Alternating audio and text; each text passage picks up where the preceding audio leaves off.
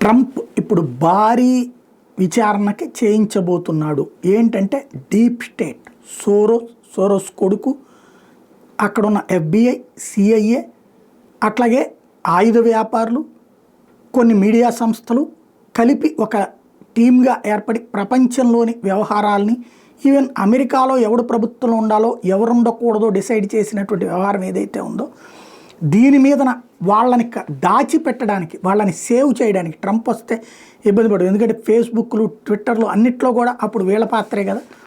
దాని మీదన executive order ద్వారా కాపాడే ప్రయత్నం బైడెన్ చేస్తుంటే, ఈవెన్ ఏదైతే ఫౌజీ బైడెన్ యొక్క ఆరోగ్య సలహాదారు, అతని మతిస్థిమితం కోల్పోయి ఉన్నా సరే బైడెన్ని సమర్థిస్తా బాగానే ఉన్నాడని చెప్పుకొచ్చినటువంటి వాడు.